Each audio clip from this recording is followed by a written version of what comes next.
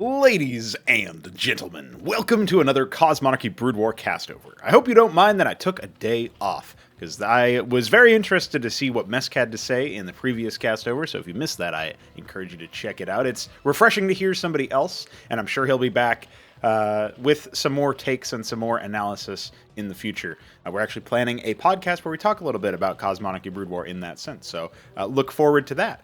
And look forward to this. It's the Shambler as Zerg against Mystery Meat as Terran, and today we are going to be playing a series on Boskevine by the Beaver 99. Still waiting on his second map, dude. Still waiting on his sequel, his follow-up. It should be quite interesting. And of course, I'm sure he's still waiting for us to somehow add the rocks to the low jungle and probably update the height of things so that they are actually in a good spot. So that you can actually have all the height that he really wanted in this map. I remember him asking me once, is it possible to paint tiles by themselves, paint height by itself? No, it is not possible. It's for those who are wondering, and it is unfortunate because it would be a great sort of, what would you say, great feature. It's hard to say that with any degree of confidence, because as Veek will tell you, actually painting the pathing manually can result in some really slow computations, depending on how it's handled. So that's sort of that. But we do have the Shambler scouting with a worker, already starting to whittle down the HP of a particular Mason. But a Maverick has popped out of this very fast barracks, so that will ward off any sort of aggression there. A Mesk strategy with a second worker scouting out and deploying a Hatcherosk in the corner. We'll see what happens there. Mystery should definitely feel like something weird is happening. The Quasrock pool follow-up with no gas harvested should be noted. And I'm actually not sure how many people are actually thinking, okay, what is my opponent doing? Are they harvesting gas, etc.? It would be obviously really great if this was something that people were paying attention to in that sense. Just because I think it's important to know, right? It's important to take notice of. So I suppose since we're going to be playing so many matches on Boskevine, we should probably take a look at the map a little bit more closely at some point. And just to say, hey, here's some of the things that I'm observing. We do have the Starcraft 1, or I guess CMBW version of an eBay block, where you drop a structure here and you get it almost all the way full if you're allowed to, and then you cancel it when it's time to save your money. Of course, in CMBW, you could just finish it and then lift it off and then find some other way to do something with it, especially if your opponent goes Zetracores, all right, because they can't attack air units. I know that another thing that's been under fire recently is the fact that you generally will see a good amount of criticism or something at maybe just misgivings at the fact that air units can be achieved so early. However, I do think that they've been wrangled quite well recently. We've reduced their ability to... This is not being microed at all, by the way. If this was being microed, we would actually see that Mason die very easily, because the Zetracores would just move further down. But for whatever reason, the Shambler decided, nah, I'm not doing that. So that's fine. That's acceptable. Now, I think maybe he was also keeping watch on the minimap, because he should have also seen that, hey, some units were moving down. So... that's interesting, and we do have, obviously, this advanced base here. You're not going to be able to use it super economically, but I guess you can just sort of creep forward there.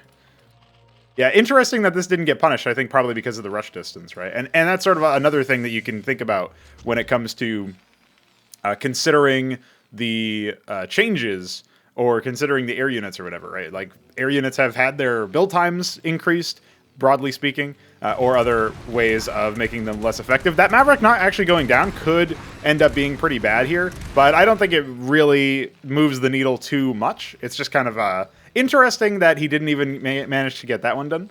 He will spy the command center being built very conservatively. Mist is feeling a little bit of pressure here insofar as, he knows his opponent has units on the map, and he knows that his opponent can probably surround him and prank him quite heavily. So he's just going to expand in this area, right? He'll lose a single Mason, but nothing else so far besides, the minerals drained when you naturally have a bunker being repaired. And now he's going to use his command center mostly just to pad his worker count, and then eventually move out and take that. He's getting more Cyprians, he's getting more Mavericks, and yeah, people are starting to think, oh man, aren't Mavericks great? Aren't Cyprians great? Bio's seeing a little bit of a resurgence. Obviously, it would be beneficial to have a medbay here, but I don't think that that can realistically be afforded. Not because of the money, but because he only has 2 barracks, and he kind of needs them both working on units to avoid getting overrun. Although at this point, I think like this SimCity is super easily defendable. He has built a bunker. He is going to go ahead and evacuate out, push out over here. He's not going to be aware of this worker at all. And I guess this is something that people are going to have to start thinking about is like in general, they are probably going to have to start thinking about, you know, I need to get detection just so I can deal with stuff like that. Because there might be some borrowed units here. So he's going to lose just a Cyprian so far. Pretty reasonable trade. Obviously, the Cyprian is 25 gas and 100 minerals. I actually think the 100 minerals part is more impactful in some ways.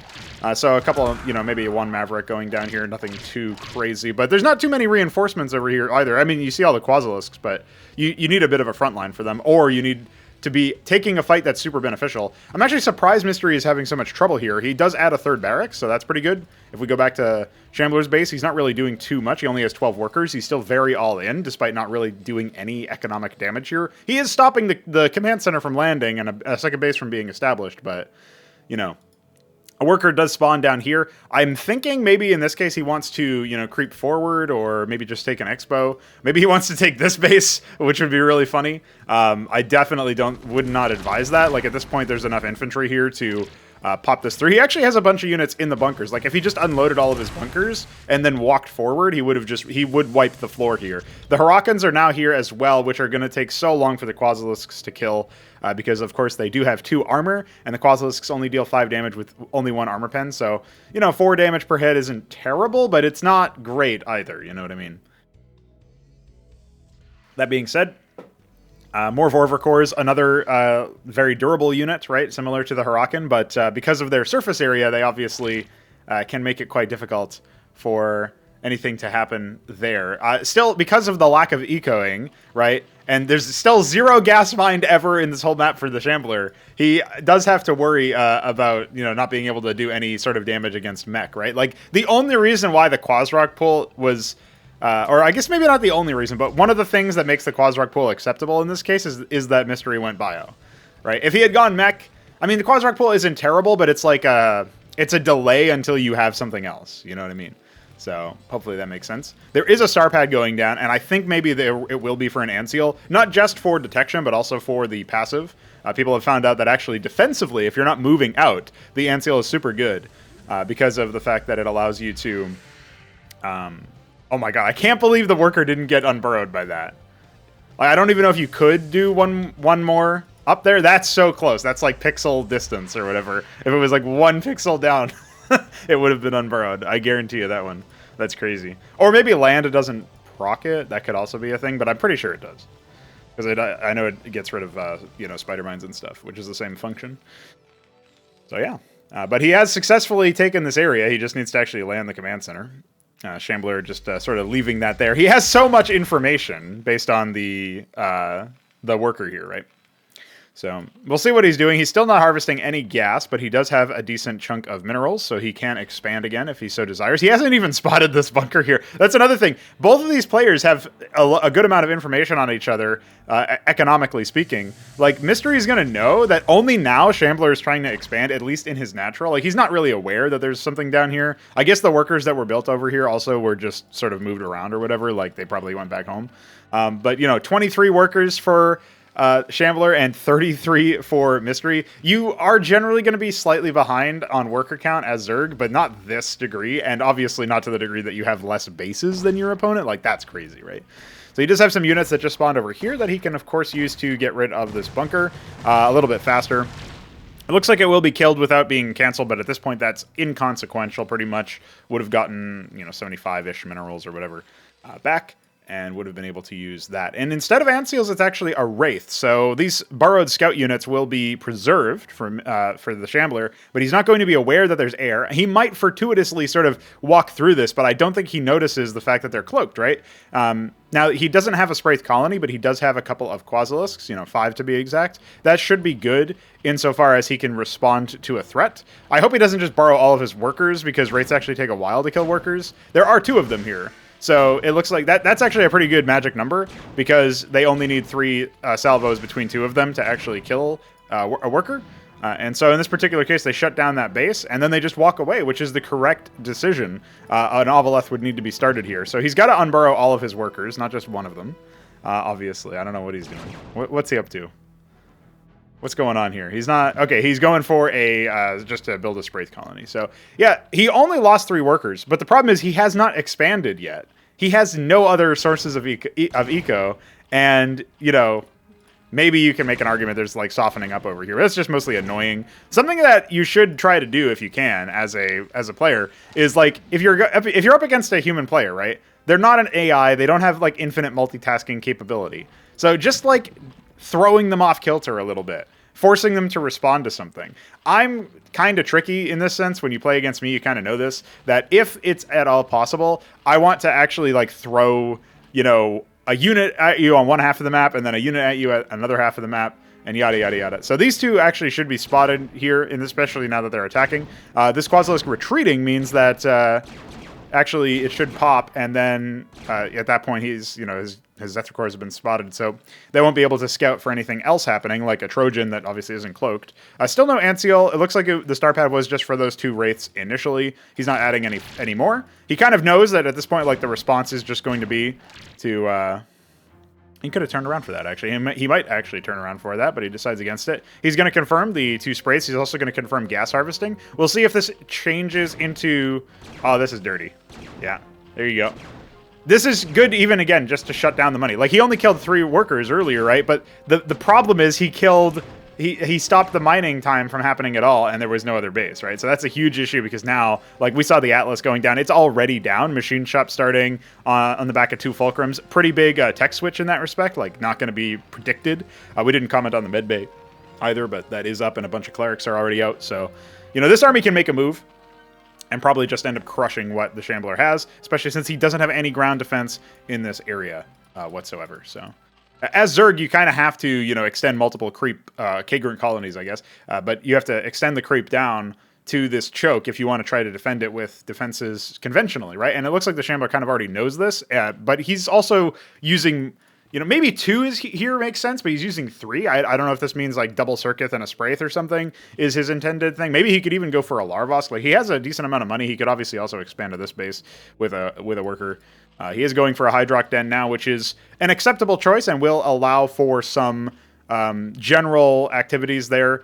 Like, he will be able to be somewhat competitive with a push. The problem is, obviously, Madrigals are now out, which I believe are maybe, like... I'm not actually sure why he would go Madrigals in this case. Maybe he's just trying to insulate himself from any potential, like, air harassment there. That was a little bit awkward there from Mist. He obviously probably was just right-clicking and then slightly accidentally attacked something. So now he's just issued a million shifted commands, queued commands, you can see. And that's mostly just here to repeatedly scout the area. Still no Ovalith out. But yeah, the Madrigals obviously are going to insulate for, you know, if there's an Athracore swarm or something. They can obviously be used as not really artillery per se, but like, you know, longer range units.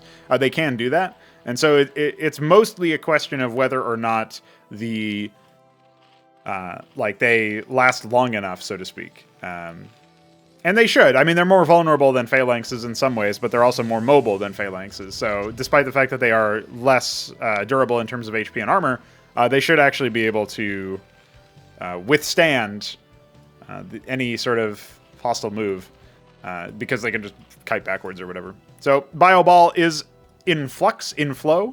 I really hope that actually Darkened Fantasies, who has been a real man with a lot of mem patches, we haven't even been able to implement his unit extender yet, his in-game unit extender to get rid of CCMU. It will happen, though. And the fact that he's capable of doing that is really cool. I really hope that he's also going to be capable of getting the selection extender done, because that would just be brilliant. It would be one less stupid thing that we have to worry about. And as you can see, it would allow for bio and you know, also Zerg play to happen a little bit more ferociously, perhaps. But I honestly think that this game is pretty much over now that the army has moved out. A little bit of anticlimactic stuff here because the Shambler's eco was so, you know, ruined by proactive play coming out of Mist. But that's probably it. You know, no crazy takeaways from this particular game. It's just like your average sort of 1v1 type situation where you're not super. This is Moonwalking Cleric. That's a new one. you know, there's nothing crazy there, right? He is going to go ahead and try to strike out against the bunker line, but not only are there bunkers, there's also, you know, that's pretty much it, right? He's got so much stuff. He GG's out super early, in fact. He didn't even really let him move any further. But I think he realized he was pretty eco-fragile. And if we look at Mystery, he's got 2.2K, you know, in the bank, 2,200 minerals.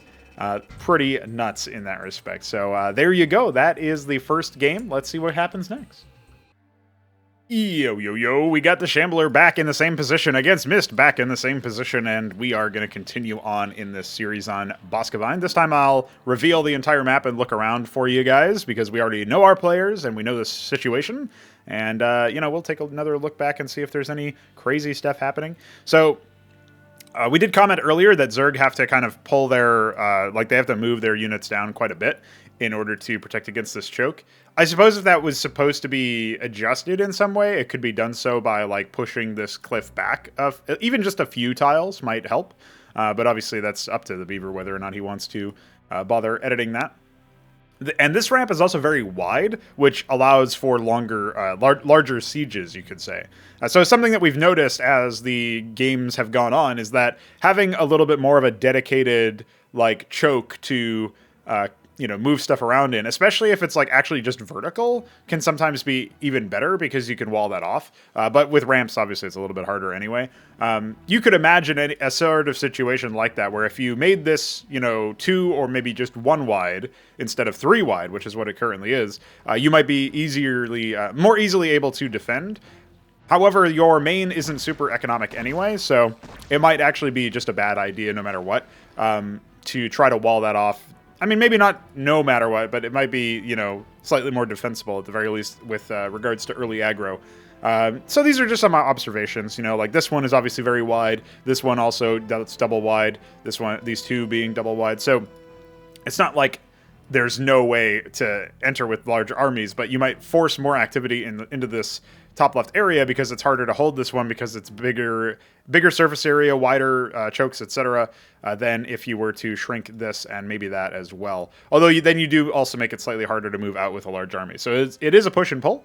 I'm not even saying that there's like one specific thing that makes a lot of sense as far as trying to do that goes. But yeah, we have a game to cast. So let's focus on the game and less so on the map right now. We have a Larvosk, excuse me, and a Hydrock, and so this is a more conventional Shambler opener. We will see that his worker was moved out over there. I'm not sure if he was just worried about a proxy. He did deliberately move it up here, so I think maybe he was scouting for any proxy bunkers or anything like that, because that is something that, funnily enough, the Beaver, we talked about him because he made the map, the Beaver himself actually did do that.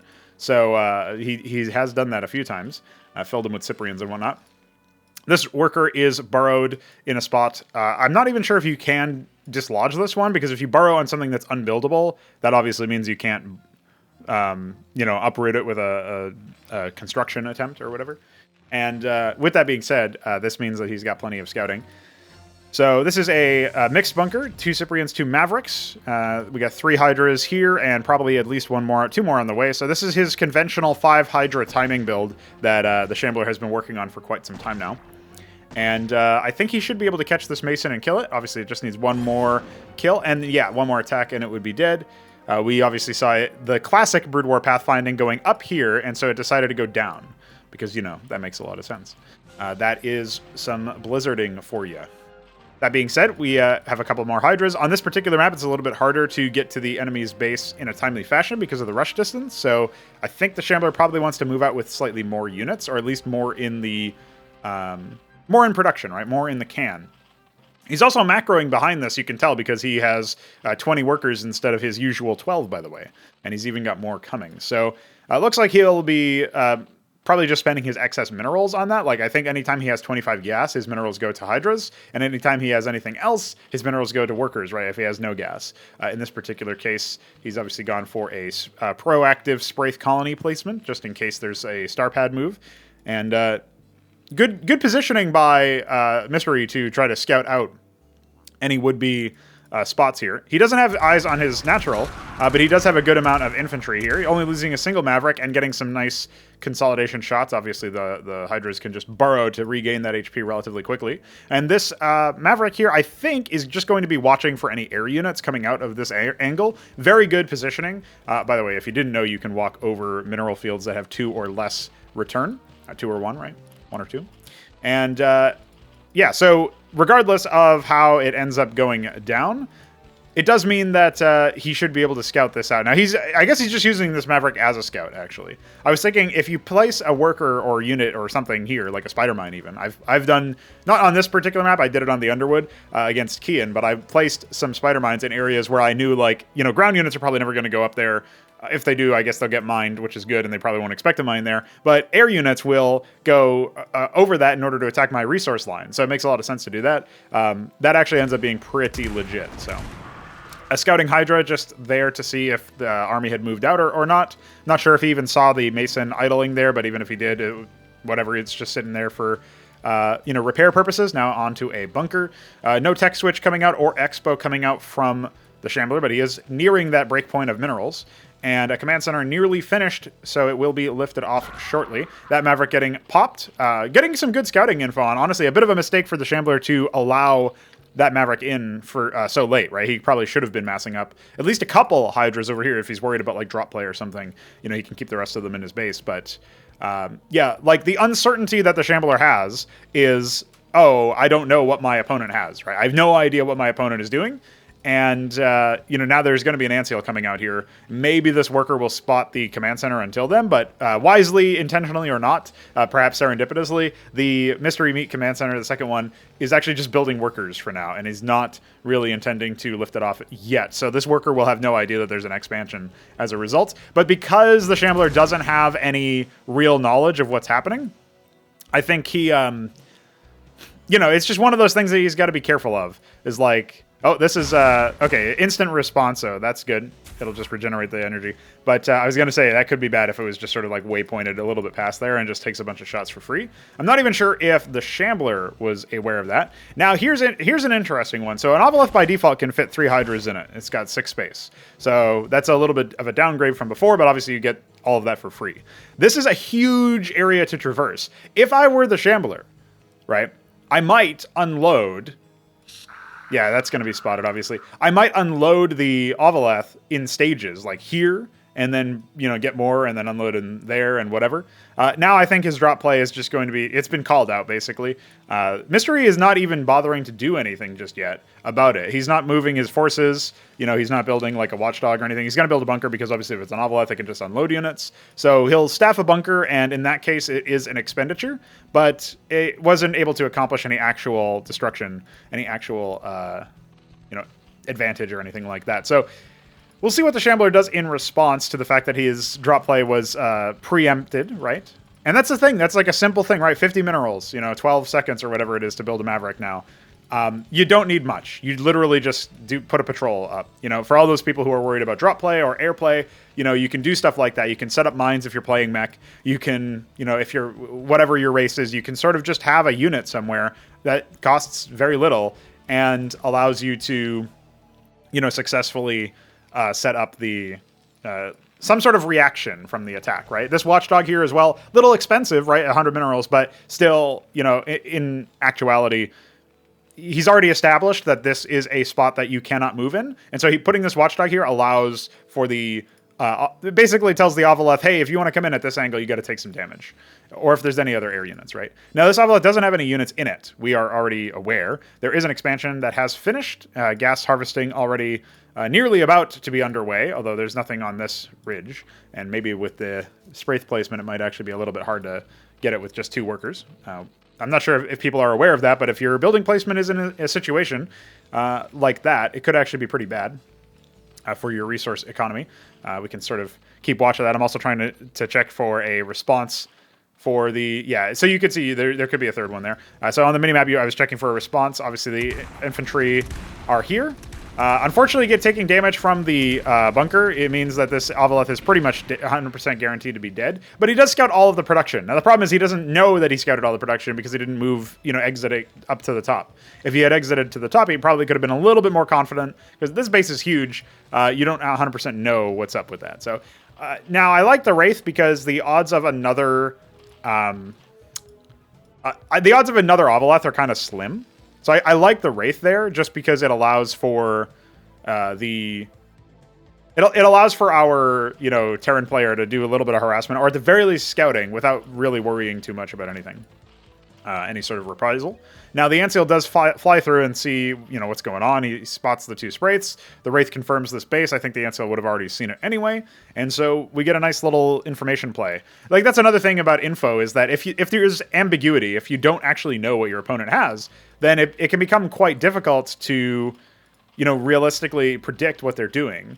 And as a result, that ends up being, pretty potent as a threat. And the Shambler doesn't really know what's going on in this particular match at all. We see two Fulcrums being added. We obviously see the Atlas underway. This will be even better of a timing than before when, obviously, it was pretty easy for Mystery Meat to add machine shops to these once the Atlas was complete. But, the bio opener, giving him strong insulation against any early aggression. The Shambler still pumping lots of units despite this. So not really learning too much of a lesson from the previous game, it feels like. And as a result, he's behind in tech. He can now get up a certain degree of tech. He is taking this base over here, which I assume these workers are rallied towards, which is good. And so as a result, okay, he's going to get a little bit of a spike in gas income pretty soon. And 100 gas, he can actually afford to tech up. But he doesn't really have a crazy amount of security here. He doesn't really have any map knowledge. He doesn't have any borrowed units that weren't spotted by an Antseal, right? So he's going to go ahead and see what he can do over here. He can indeed threaten some of the bunkers, and so at least one of them will go down. Interestingly, there was a Hurakan in one of them. And so it looks like he's just going to fall back from there. Not a great trade in terms of Hydras, but at this point, he's mostly hoping to delay, to stall while he macros up, right? And so now he's floating a crazy amount of money. He can definitely drop that tech. We'll see where he decides to do it. I'm sure it'll be, I would imagine it's in his main. Yeah, he's just going to go ahead and put it right next to his Hydrox. So there's the Iris starting, but the Atlas is already done. The machine shops are already done. Two Madrigals are pumping out now. Like a command center getting ready to float over to the, bottom right or maybe the middle. The Antseal going to go ahead and espy the Hydras still waiting there. And so as a result, he might just elect to take this base, which, is a bit more vulnerable. You can obviously just sit here and attack, some of the workers and stuff with ranged units, but also has 3 geysers. This might end up backfiring massively on the Shambler as a result if he's not able to pressure that base. So that's another thing to be worried about, right? So yeah, the gases are already done. That's one advantage for the Shambler, is that he's going to have a significant increase in gas economy. He's got a lot of idle workers. I think he's like lost in the sauce macroing. He's moving some of them up. He's issuing some units. Okay, Iral Iris is done. How soon does the Gorgorl Swamp start is the question, and whether or not he decides to... I mean, he actually has enough gas now that he could just go straight for the Evoa, which is kind of crazy. Like, that's usually not something that you can do. Usually you don't have enough of a gas income to, like, tech up and then make all of that gas back. Maybe it's also probably because, like, the Shambler... you can imagine he didn't really spend a lot of his gas doing much of anything. So we'll see if the Evoa comes out. I'm not sure if the Shambler is super familiar with that stuff, but that's where you get like the Almeka Santer. That's additional planning is the problem. And he doesn't have that many units. Like, he doesn't even have that many in the can. He's got so much money, and he's not really doing a whole lot. Now, on this patch, the Othstal Aviform has the wrong cost. I actually had a sensible cost for it, or a more sensible cost for it, on the website, but it was not reflective of that. And so he's not even close to being able to do that. So fear not about whether or not he's going to go for a tier 3. That's just not possible. It's 2,400 gas, 600 minerals. So now the new version of that is going to be significantly more sensible. Antseal scouting out, finds the front base here already taken. At this point, our players are on even bases, and all of the gases are saturated. We should be seeing a huge ballooning of the number of tech options here. Obviously, pretty soon, if he desires, Mystery Meat can go for Fountainhead tech and maybe upgrade to some captaincies. And some Bactylisks are now morphing. So this is the saving grace for the Shambler, actually. He should be able to contend, at least, with the Madrigals. The Madrigals are still on Furia, and so this first one, frontlining, completely dead. The second one pretty soon after. And where is the form switch? That's the question. They're still all on Furia. They're not being activated whatsoever, and that is a huge issue. They're going to charge forward, but this is not a composition you want to charge forward in when you have the potential range, right? The Bactylisks have 8 range, but the form switch Madrigals have 12. So that's a case where you obviously want to leverage your extra range, right? You want to leverage your advantage in that respect. The other thing, too, is that the Izira cores, the Bactylisks to a lesser degree, that's a situation where your army is not going to be, meeting them with Furia missiles. That's not really going to fix the problem for you. So these ones, again, have not been switched. Now there is a little bit of a switch, but, is it a little too late? He will be losing this game, and he loses the whole game. I was going to say he's losing this base, but, he had plenty of money in the bank. He had phalanxes coming on. He could have held on for a decent amount of time, and we've seen the Shambler make mistakes later on in the game as well that I don't know that he was actually out of this game. I feel like Mystery Meat, if he just repels this attack, yes, he will lose the 3 gas base, but then, he's got so much money in the bank, especially minerals, he could definitely drop, 2 bases. He could re-expand to the middle and take the bottom right base, and maybe even start, setting up defenses in the left, or maybe spending his money specifically to harass. This game was not really over in my mind, but obviously our players feel like they know, better, and they were the ones playing the game, so we defer to their expertise and their experience, and that is that. Here's the score screen, and what can you say other than owned? Can you believe we're on to Game 3 already? At least both of the games have had some element of macro. Now we get our little taste of diversity here, because they've all been on the same map, and it's the same matchup, but at the very least, they are cross spawns now. They are the different spawns. The Shambler in the bottom, Mystery Meat in the top. So what did we learn from the previous game? I think the biggest issue was that neither player had a crazy amount of comprehensive scouting intel. The Shambler was especially in the dark. Mystery Meat, on the other hand, had some pretty good awareness of what his opponent was doing up until around the time that he just decided to try to move forward. He also had a bit of an issue where he expected Madrigals to be more durable than they were, and that resulted in the total loss of all of his initial assault. Whereas, maybe if those Madrigals rather, are still, alive and they're in the right form, he can use that information to, do something, right? He can use that information, those units, those assets, to successfully riposte the attack that comes later. Also, maybe if he decides to go phalanxes instead of Madrigals as his opener, might have a little bit more of a slower and methodical approach to sieging up the enemy base, or he just defends his own third. We're not really 100% sure when the Shambler would have attacked if left to his own devices. Maybe he wasn't super confident in his army at the time. But in this particular case, I think, we can pretty comfortably say there was a decent amount of work put in on the initial attack, and in this particular case, not a crazy amount of work put in on saving the worker there. So that's actually really big, mostly because it results in the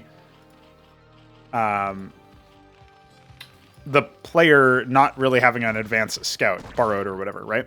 So this Mason is only 2 hits away. Like, one of the things that I would like to see players become better at, and you saw it from Mist there, if you decide to pull more than one worker to attack the enemy worker, then that is something that you can do. I can't believe he... Okay, well. Now, this is pretty dirty because, obviously, it takes so many more hits. So this is, like, rage-inducing. He's decided just to not bother. He's just getting Hydras. So he's not even going to successfully expand right after that, either. So that's going to really screw up the timing. Maybe we can see, Mystery Meat do something about that, right? Maybe he'll decide to be a little bit more aggressive. Maybe he's just going to keep his stuff the way that it is. Now, curiously, even though the Shambler didn't have the minerals, he didn't pull guys off of gas. He didn't even, desaturate the ridge. So now he is. He's aware that he's really low on minerals and has enough gas for 3 Hydras. So he definitely wants to do this. And he also is probably looking at his worker counter like, oh shit, I only have 11 workers. I don't even have the normal 12, by the way. He also doesn't have the normal 5 Hydras either, so he's definitely feeling a little bit of a, off-kilter. Again, this is the power of just sort of mucking about with your opponent in the early game. So 3 Hydras pop off and are scouted by that Mason.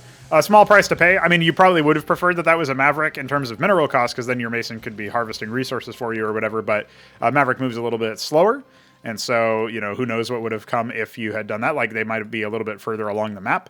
And this bunker should successfully dissuade any further attacks. That Hydra barely staying alive. Maybe if Mist was a little bit more attentive, he could have done something about that. He is going to espy the low HP Hydra actually pushing out there and burrowing. I'm not sure if he spotted the total withdrawal. Now the Expo is up a little bit earlier, and the 4th and 5th Hydra are on the way. Is that a 6th? That is a worker. Okay.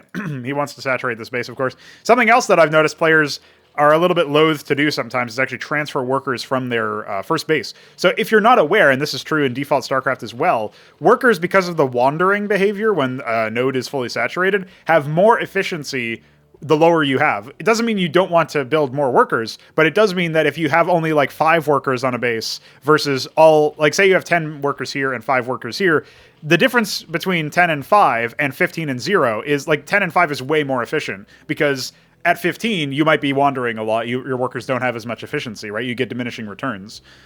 We're also seeing people not always going for the higher yield nodes, but in this particular map, it might be a little bit harder to notice that immediately or something.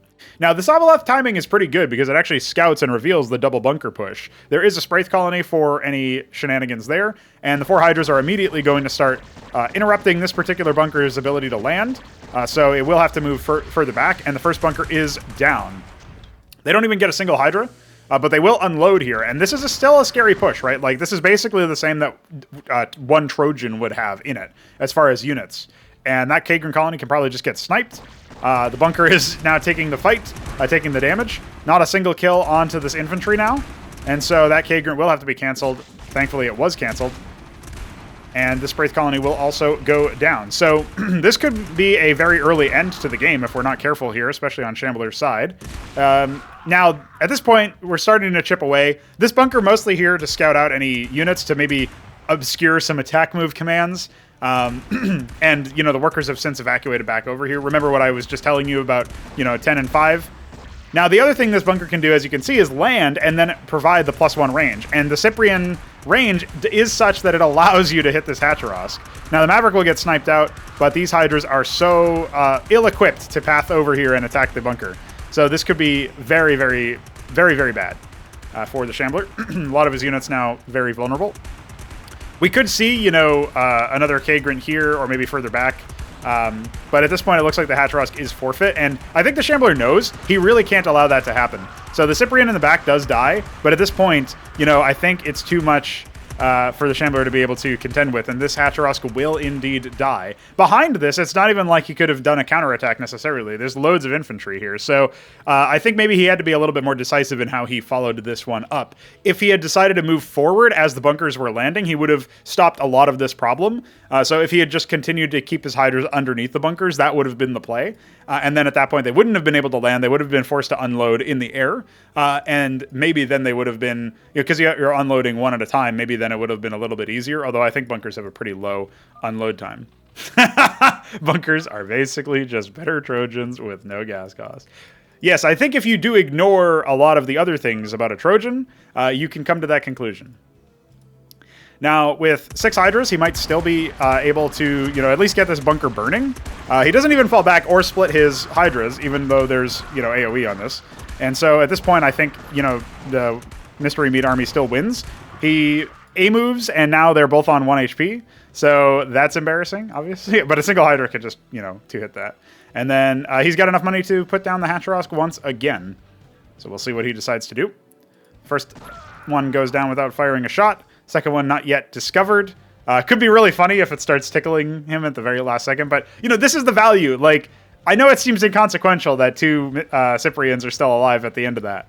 But, one of them is, like, baiting so that this Hydra thinks, oh, he must have gone somewhere else. This one is just down here in a fucking corner. And, like, the odds of it being spotted anytime soon are kind of slim. And it's just, like, more doubt. Yeah, how? Like, it's consuming mental space, APM, etc., to like start looking for it. So will he actually find it is the question. I'm not sure. Now, the other thing to note is obviously there's a big bio ball moving up over here. There is a single Circuith. He'll want to sort of protect that with his Hydras, and he's not even really going to be able to do too much with this initial scout. Thankfully, the Cyprians were not actually doing anything with that. So the second Circuith is now mutating. It does take a significant amount of time, during which point this bio ball could move forward, but it looks like Mystery actually is going to let inactivity be the death of him, because now he's waiting for the rest of his units to sync up instead of just pushing on forward. And so that will be confirmed. And now a third Circuith is on the way with a fourth Kagrant. And I think it's just the end of this fight, right? He can't actually bust this anymore. He could certainly try, but if the Circuiths take the fight, then the Hydras do a lot of damage. If the... Oh my god, is he going to get a worker kill? Oh my god, he got a worker kill with a 5 HP Cyprian. Shambler in shambles, I think. So...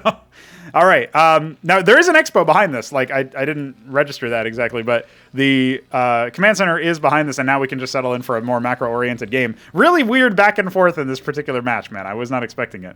Another thing that maybe is a point of contention on this map is that the way that the chokes are set up, like, you can do what Mystery Meat is trying to do here, where... Obviously, Zerg don't really care about this as much, but because of this ramp being in such a spot compared to this ramp, like if this ramp were further in, then defending both of them wouldn't be as difficult, right? But because they're further apart, defending both of them is a little bit more arduous, especially for Zerg who obviously need to get the creep going.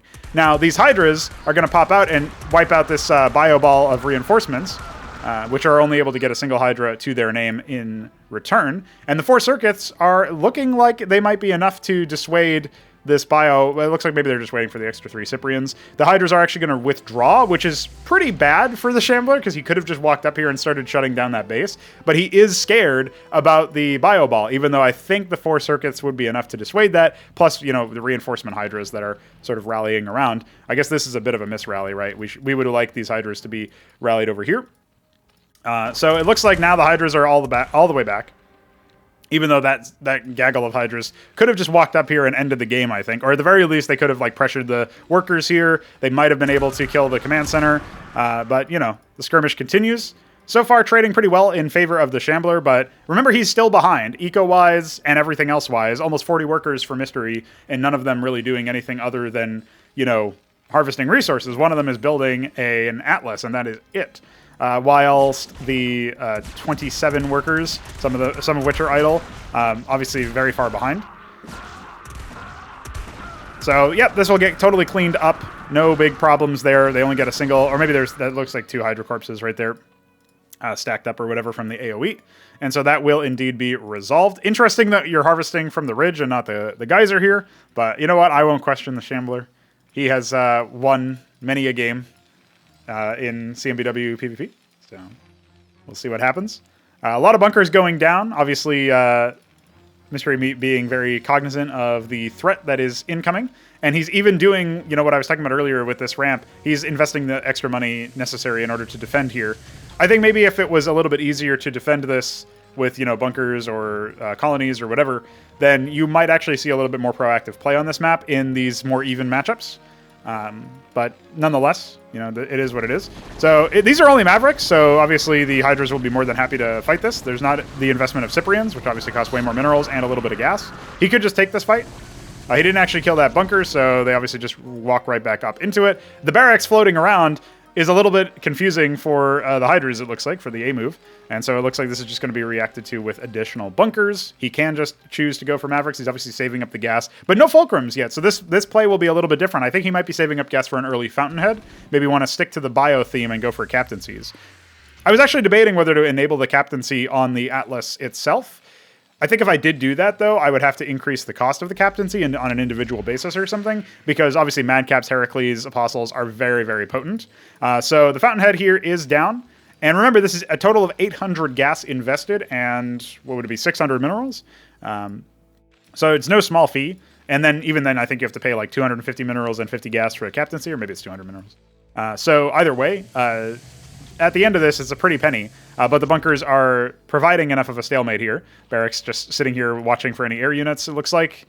He might even go a little bit deeper to see what's going on in the base. And he'll see a random Hydra in the mineral line. Classic. Izir cores, more Hydras. They're not really going to get anything done here. Although, admittedly, they do expose that a couple of these bunkers are empty. But, yeah, they just get some more scouting and confirm that there is a turtling up happening. Fountainhead is complete. What will be the reaction? We got a couple of Masons coming down here. Looks to spend all of those minerals. Yep, it is indeed going to be a captaincy spam. Judging by his gas, I didn't think he had much for anything else, especially with how many Masons he put down here. I was pretty sure he was going to go for something like that. So 4 captaincies. That's fine. That's acceptable. And the Shambler, on the other hand, he is taking this bottom right-hand base, trying to go for the more safer of the 2 approaches. Although, admittedly, I'm not actually sure it is safer, because there's this, and then there's this, and, like those 2 obviously are the same pathway, but those stages you can take. I actually don't know if this base is safer. I know people are taking it because it's like in the same line or whatever, but this one affords you more map control and gives you way more gas. I think maybe this one would always, like the meta would develop on this map in such that you would pretty much always want to take that base first. Unless you were trying to for like a secret base that like, oh, they're not going to expect that I take this.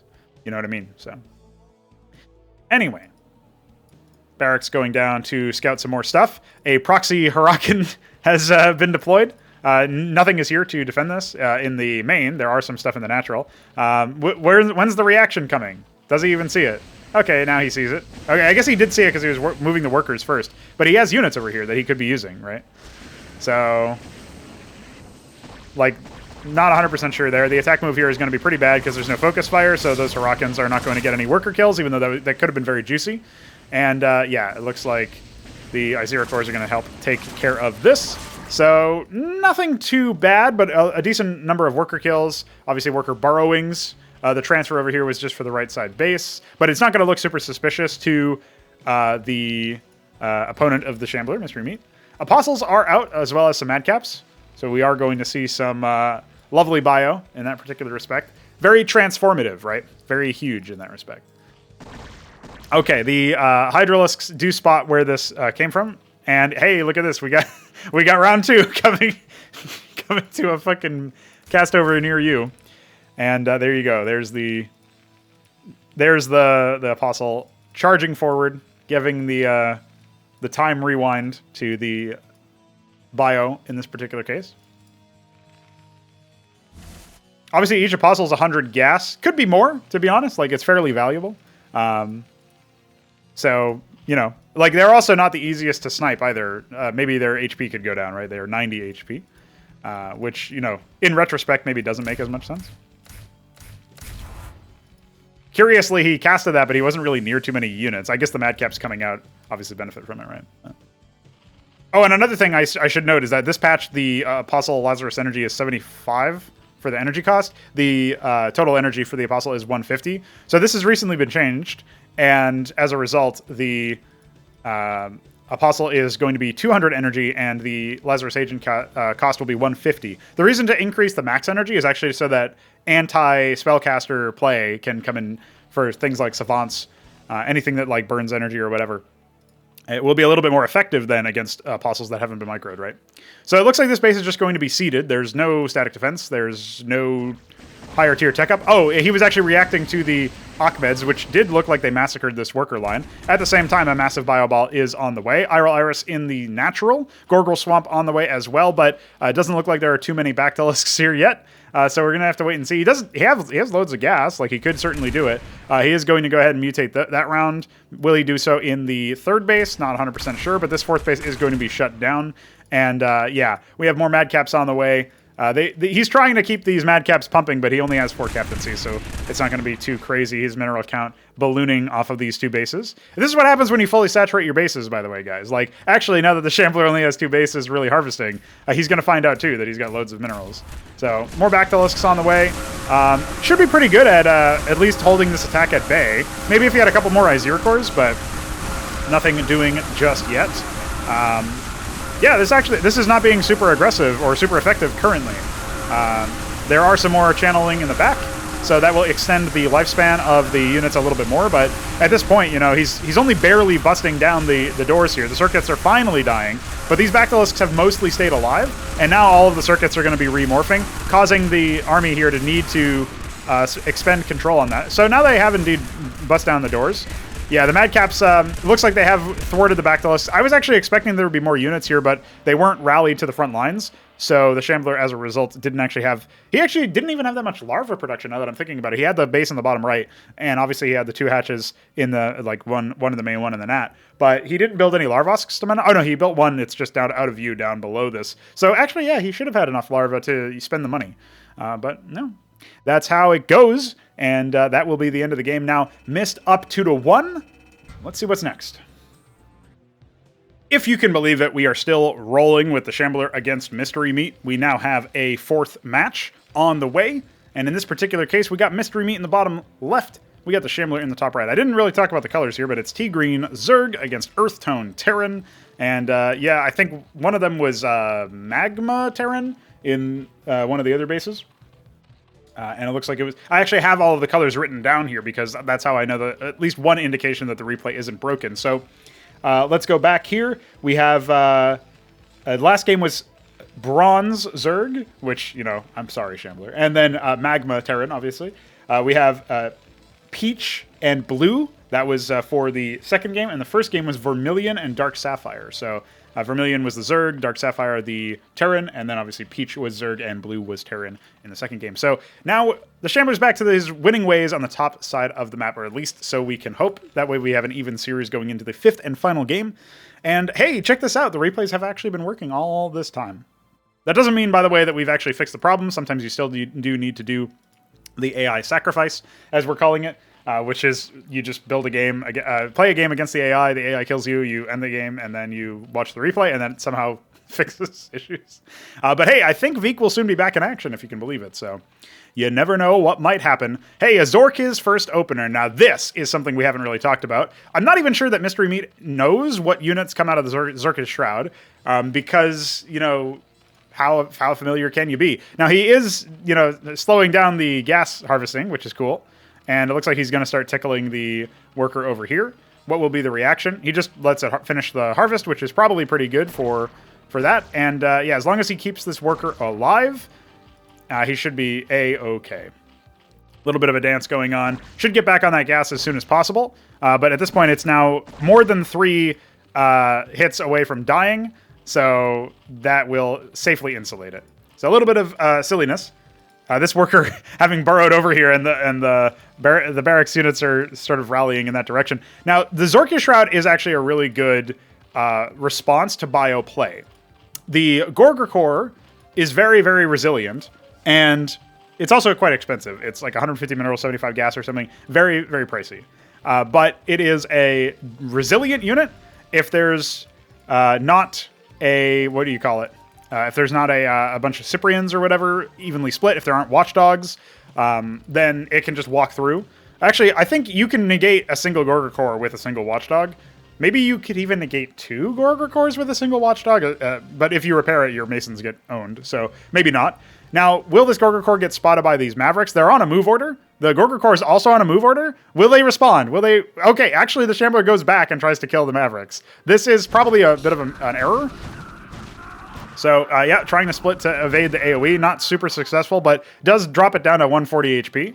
We'll see how long the regen lasts. Now, the bunker was down there, which is why there was an attempt from Mystery. And he's now got his Cyprian back at home. He's got another one coming. And obviously, the Gorgor core can win against the Cyprian, but the bunker is so far away from being done. The Watchdog will finish. Actually, this Gorgor core will get taken out. And that's, you know, not really able to do too much damage. Now, another one is coming. But will it be enough? Will it be sufficient? He unsmiley faces as a reaction, and yeah, not able to do too much in that particular case. But at least he sent him through a loop. Now, if he saves up a little bit more gas, and he has capped his geyser here, he can obviously go for Lakizilisks. I would actually recommend that, but he looks like he's going to double down into the Gorgor core. Obviously, you go Lakizilisk here because of the bio early game, and also because the watchdogs here are stopping your Gorgor cores from doing anything. However, one thing you can say about the Gorgor cores is that they can chase down bunkers. They don't do crazy amount of damage to them. They can obviously do a decent amount of damage to the bio in the wild. But in this particular case, the Gorgor core is just sort of walking around trying to do its best to bully the workers. Not quite enough. It needs to hit Mason 6 times, right? Instead of 5 for the others. So in that particular case, it's quite poor. Obviously, no other tech structure, not even a Quasrock. And yeah, in this particular case, we're actually going to see the bunker go down. There's nothing in this bunker. It's a bait bunker. Meanwhile, 3 Cyprians in that bunker. So, pretty nuts. This worker's 1 hit away. Could die at any point. Now, in this particular case, I think they're outside of the splash. He's actually going to keep it alive just barely somehow. And indeed, he will turn to kill the second one. And now this bunker is up. So all of your hard work is taken care of. And then, yeah, then he just loads it in. Now, the Zoriustaleth by itself can't kill this. It does take a lot of damage, as you can see. And he can even borrow to regain HP. He needs to be able to bust this, and he does have more Zoriustaleths on the way. By the way, each Zoriustaleth is 200 minerals, so, you know, 3 of them is 2 expansions, FYI. But, yeah, like, a Lakizalisk would just shut this down much easier, you would imagine. It doesn't deal crazy damage to the to a lot of the units, but like to the bunkers, that is. But once the bunker is dead, then you're in business. You can obviously also like Avaleth transport it or whatever. So there you go. The attempt is going to be made.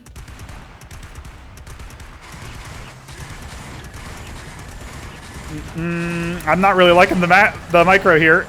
It's not great. The fact that this Mason is still alive this whole time on 5 HP, yeah, it's going to be GG. He had another Gorger Core. It wasn't rallied over. Maybe it would have made the difference. What a silly game. All right, that is going to be it. And I think we're in a good spot at this point, so we can close out the game and see if the Shambler can reclaim some of his honor. Okay, final game. The Shambler against Mystery. We have Dark Lavender Terran. We have the Shambler as Dark Green Terran. It looks like he's tired of losing as Zerg, so he wants to lose as Terran. Hello! That doesn't make any sense. But that's all right. We'll see if the Shambler can change his move, change his mind. He's tired of Hydra, he said. Well, listen, this project isn't called Hydra anymore, so I don't know what to tell you. Oh, shit! No, obviously, that doesn't even make sense to people who don't know that it used to be called Project Hydra, but I think I've destroyed myself. So, with that said, the Shambler is now going for a barracks opener, just like Mystery Meat has historically. And he says PVZ. I don't know if he means TVZ. But yeah, he is making the observation that Bio can do pretty good against Hydra play, which is kind of funny. I mean, you can do pretty good against it with Mech too, but you need some sort of sustain for your Goliaths, which usually comes in the form of Clerics when I play. And then, yeah, we'll see how it goes. Not sure which matchups these guys are talking about. I think they're talking about TVT, maybe. But that's all right. Mason's meeting in the middle. A little bit more on the Shambler side. He was a little bit later to scout. Not really too crazy of a response. So the fact that his barracks is a little bit earlier means, you know, better things for his eco. Bunker already going down on the front line, and Mist may choose to just maybe... You know, what's he going to do? Let's see what he does. He's going to actually try to harass the worker. He's not able to currently. Oh, there you go. A little bit. Oh, he's tickling the bunker, actually. So, nothing crazy here. So this worker is going to try to scout if there's anything else happening. Crucially, does not scout the mineral line or whatever. Doesn't know if there's any gas harvesting. If he did scout this a little bit deeper, he would have known, okay, this is only minerals. There's no gas follow-up. So maybe this is like bunker expand or something, right? Now, back here, we see a stim to secure the death of that, but he would have actually spotted that there's some gas harvesting, I believe, so the Shambler's worker scout a little bit more effective in that respect. I mean, there's efficaciousness all over. The bunker being so far forward means he's not really worried about drop play. He's maybe trying to expand. You know, he can sort of estimate. And so the Expo will indeed be going down, and the Shambler will be trying to do something a little bit more on the macro side this game. I did like the Zarka's attempt. It's just by themselves, right? Like, Zoriustaleths are much more of a supportive tank unit. They don't do that much damage. Lakizalisk's 100 gas, very expensive, but great at AoE, which obviously would have been pretty good. I think he overcommitted on the Gorger Cores last game, and that would have changed a lot if it hadn't happened. Is this a watchdog over here, or is this just a random, like, I'm not sure what's going on scout? He's, like, traumatized by this area, because obviously this is where there was the bunkers, and the 5 HP Mason that would have just killed, you know, if dead, would have obviously made that bunker not nearly as effective, and wouldn't have had the watchdog and etc. So, yeah. Unfortunate. The other thing is, I actually wonder, I think the Cyprians would always be able to fire back on Lakizalisks when they were burrowed, but also, Lakizalisks get armor when burrowed in CMBW, which is not true of Lurkers in Brood War. little bit of gas harvesting now for Mr. Shamble. And he's now establishing a patrol route. We saw this from Mystery Meat last game. So he is insulated against any would-be air attack. At least, I mean, not a Wraith, but, you know, a drop, bunkers, etc. Which is what it seems like Mystery Meat wants to do a lot of the time, is use bunkers offensively and cleverly. And I like it. I like it. I like bunkers being able to lift off. I know some people think it's fucking crazy, but I like fucking crazy things. What can I say? I mean, I am the guy who is responsible for Todd, and Todd is fucking crazy too. So this Maverick will actually be able to scout around the bunker, but it will be taken care of. Not sure that he would have seen the command center, but I think now he can pretty much assume, yeah, 100% there's a CC there. Like, why would those extra Mavericks be sitting there? You know what I mean? So, you know, it could have been a feint otherwise. Like, maybe if this Maverick isn't able to get any farther. Like, there's actually a bit of a mistake by the Shambler. Obviously, he could have, like, moved the bunker over here or something. But yeah. Anyway, very interesting. Star pad going down for him. Command center finally showing its face for Mystery Meat. But the star pad means we should be in the clear for a lot of things, right? We should be in the clear for, shall we say, any sort of Wraith play or whatever from Mystery Meat's side can be detected by an Anseal. Capping the geyser in the natural. So this is something I like to do a lot too, is I usually feel like I don't really have a great amount of time to stop harvesting gas altogether, spend 150 minerals on the cap in my main. But if I'm not yet harvesting gas very much, because I've only just set up the base, capping the reservoir is a good move, because then you don't have to worry about delaying any additional gas harvesting. It probably still is better to just cap the gas a little bit earlier than I have been, to be fair. But in this particular case, like, I don't mind not capping it until later. I have seen people who do just cap it because they feel like they need it, and the sooner they get it, the better, and that does work for them. So it's not like a terribly like binary decision, but I definitely feel like better to cap the gas in the nat and hold on to this gas in the main until you have enough of a buffer, because you're like now getting it from the natural then you can cap it in the main afterwards or something like that, right? I missed a bunker being going down over here, but it not only did it land, it also fucking crash landed, and so these Mavericks are indeed going to be slain. In this particular case, I'm not really sure what that Maverick was intended to do other than confirm that there's already a base here, but I guess it gets eyes on the worker count. That is something that the Shambler has been, you know, maybe not super good at, is building a lot of workers in general. He's sort of on par with Mystery Meat. He's only behind by 6 workers, and some of them, of course, are going to be idle or building stuff or whatever. So you hope they aren't idle, but at this point we now have like 3 idle ones for the Shambler. So that's probably something that if I had to give specific advice / critique, that would be something. I assume he meant boy instead of bot. Yeah. So there's the Atlas going down. This actually isn't super greedy. I mean, he's got bunkers, or a bunker, I guess. Maybe that's the greedy part, is that he doesn't have any. He doesn't have a crazy amount of defense, but the Shambler is also not really doing much pressuring.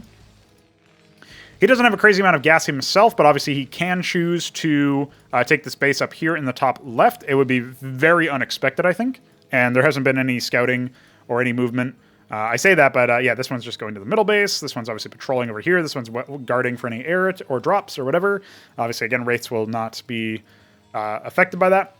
And yeah, there's really not very much gas production or gas expenditure at all. The CC is going down in the top left for Shambler. He is going to finish the capping of this gas over here. This will actually be overcommitted on for a little bit because he tasked 2 workers on it while this one was already building it. After you build it, your Mason automatically starts to harvest the gas. So that's something you can remember. But yeah, if I had to offer specific criticism or like a specific thing to try to improve things, my move would be to tell the Shambler to really watch his workers a little bit more aggressively. And as he gets a little bit better at that, and as it becomes a bit more automatic, it should be pretty easy for him to know. Another thing that you can do just in general is you can try to ask yourself, like at any point, at all points in the game, really, what am I trying to do? And how is what I am doing going to affect and improve my odds, right, of doing what I want to do? So we do indeed have the Fountainhead down. That was a very quick start immediately following. And now, of course, Mystery Meat is going to cap the gas in his main, knowing that he's going to need it for additional mantles, additional units out of the mantle. He seems to be going up against a significant bio force maybe not so significant, actually. It's kind of light. And there will be more gas harvesting happening in that top left base. That's equivalent to 1 capped ridge, or capped geyser, rather. So that is pretty good, obviously. By the way, guys, we recently achieved, technically, the ability to build additional types of gas harvesting structures, like reservoirs and etc. And I think we can also use this technology to allow the capping of ridges. I don't think AI would be able to do this super potently just yet, but maybe that can be something that can also be solved in the future. I imagine it will be able to. However, we've been looking at PvP games more often now, so perhaps it will result in something else. We'll see. Is there going to be a quick Fountainhead follow-up from Monsieur Shambler? We do have the capping immediately happening at this base. That's kind of clever, and a CC almost done. So that should actually time pretty well. And very dangerous, actually, for Mystery Meat to be able to be given this. Again, not really a crazy amount of information gathering. Like, obviously, Mystery Meat knows there's no base here, so he knows he's going to have an advantage in the gas. Or at least he can surmise that, right? It's like, I guess if you took this base, there'd be another capped. Yeah, I think that's actually it. Like, he would have to take, like, multiple bases that he just obviously isn't, and Mystery Meat knows he isn't, in order to achieve the same amount. So Sentinel's going down at the satellite bases, or at least a Sentinel is going down. Double Fulcrum, Fountainhead on the way as well. Interesting that he goes Fulcrum behind this. I suppose if he has some phalanxes, he can effectively counter what's coming out of the mantles, which is going to be cataphracts, which are these very slow-moving, durable machines. Now the bunkers pop out. They are going to try to land. Maverick's barely not in range. And there's plenty of Mavericks to clean this up, so this is mostly just a scouting effort, and I suppose also like psychological warfare. Barracks is going to fly over to the top left and spot the Sentinel, as well as this bunker and Anseal. So for people who don't know, Anseals obviously have the AoE aura of protection. If you missed the first ever cast over, then you definitely missed some funniness surrounding that. But this Anseal will indeed be basically protecting the bunker, so any hits on the bunker will be transferred to the Anseal until it has no more energy. Pretty good. We got another one over here as well. So that basically is like an upgrade in durability for your detector in that sense. Or I mean for your bunker. God damn it. Why can't I speak the English language? And by English I mean the CMBW language. That is a good question that all must ask. That's why I always remember Istrathaleth. Now, interestingly, there is bioplay coming out from the Shambler. He's adding 4 captaincies himself, leaving room for the add-ons. The Tinkerer's Tower is available by default, enabling the Striga and the Siren. I don't know that either of them would actually be too effective against... Let me turn off shared vision here, because I'm curious. Okay, so he can sort of see the Mason harvesting. I was curious about his vision range there. But nonetheless, yeah, the Tinkerer's Tower units probably need a little bit of... attention, actually, because I feel like they're probably a little too expensive / they're not very cost efficient, I guess would be a way to say. I don't know if their expense is correct, but their stats and power probably are not correct. And also there's some unfamiliarity with it, right? Which is another thing. However, the Siren is pretty good at dealing with, threats of number. They kind of have multi-target in the same way that the Madrigal has, except they have to be facing all of their targets. So they can attack an arbitrary number of units in that sense. These vultures not clearing this Maverick, which is kind of funny. They will observe this barracks going up and reveal themselves. And now maybe this will result in a star pad to clear mines. That is not actually yet a thing for Mystery, but it's an effective way to deal with that. Now, there was a captaincy. Oh, yeah, there are 4 captaincies. I just looked at them. So actually being able to revive the cataphracts as well is pretty big. Looks like they aren't actually hooked up to use the proper overlay size either. That's something that I can fix pretty easily. This barracks also being warded off by sentinels. And yeah, we've got apostles on both sides, but obviously if it is to be believed that the cataphracts are going to be able to wipe out the bio, which I would believe, then this could be a very early end. No machine shops for phalanxes or anything, which is what I was suspecting these fulcrums were actually for, but not yet. So... and also, obviously, there's a huge sort of benefit here, is all of this gas. And this base is not really... It's been confirmed. You can see the Vulture Corpse here, but it hasn't really been, dealt with in any respect. Choosing the top left base is actually not terrible from Mystery Meat, because obviously this army is in the natural, and it's most likely to be in the natural. So this Anseal will eventually get popped. A couple of units over here, slowly dying. Nothing too crazy here. Another channel coming in from the Apostles, but they move over to the right, so it's not going to be too effective. No, only one Mason was pulled to try to repair that. Sentinel being landed here. some units to respawn. The cataphracts are in the back, and they're only now starting to fire, and so that will indeed be pretty bad for the Shambler's army. Obviously, they have the multi-target. There's 5 of them now, so that's pretty massive. And yeah, backing up the bio ball here, it looks like we might be ending with a 4-1 scoreline in favor of Mystery Meat, unless he can sort of pivot out. He has the ability to lay mines, which would obviously destroy a lot of this army, or at the very least, it would cause them some pain, especially if he's able to fight around it. This barracks being built here, I think, just so that he can maybe reinforce a little bit. Forgot they existed. Yeah, well, there's a lot of units, right? So it's you can only really learn all of the game by just playing it over and over again, and then like trying new strats or playing against somebody who also tries new strats. You know, admittedly, a bunch of Sentinels might have helped with this to some degree. Funnily enough, obviously the Apostles in this particular case would have been pretty effective at keeping Phalanxes alive or something to that effect. There are some Heracles. They will take reduced damage from the Cataphract. Well, maybe not reduced. Yeah, actually they will, technically, by 1. But the main thing is that they obviously are able to frontline and maybe draw fire away from the fire multiple stuff, right? In this particular case, they died pretty quickly. Yancy obviously trying to regenerate its energy. Still no Phalanxes, still no machine shops, no more vultures for mine laying. So yeah, he's trying to win with just the same composition. He is actually getting pretty good efficaciousness out of his out of his bio ball. He's wiped out most of the infantry here, if not all of it. There's a little bit more. There's still the Apostles in the back. So he has to kill these Cataphracts many times over. Presumably, anyway. So he is going to try to respond to that. Decent number of Mason deaths here. And obviously, Mystery Meat just getting further ahead. This command center is done, although weirdly placed, and can be populated as soon as Mystery Meat has the APM to do so. Nice mine over there, but it pops the second one. And that Cataphract could get sniped. It's obviously very low in terms of mobility, but it will just end up reviving. It could get sniped once again. He had so many casts onto it that it revived at full HP. Each stack is only good for 25 HP, remember. So that means that he had at least 8 stacks on it, which, you know, in this patch is a little bit easier to do. But another round of units here. Still no fucking pivot to anything mech. Okay, he's getting some vultures at least. But I think it's too late to like lay mines and then retreat, because you have no place to retreat to, bro. So it is going to be Mystery Meat. Love to see the disparity in tech, right? Love to see the variety of units being used. And I think the Cataphracts did end up working out very well. But we saw Shambler's army be surprisingly competitive despite that, just because he had the Apostles plus Madcaps. He was able to shred the opponent's infantry. If he had some mech backup of his own through the Phalanxes, right? Or maybe even Madrigal switched on to the Imperioso mode, right? Tempo down. That would have been enough, but instead, it will be GG. And the Shambler will fall, only winning 1 game to the 4 of Mystery Meat. He's obviously emerging, you could say, as a very strong player unto himself. So maybe the Beaver got some interesting ideas for tweaking the map. Maybe it just stays as it is, and that's fine. And maybe these players will continue to improve. I suspect the answer to the last one is indeed yes. And maybe you will give me a 3.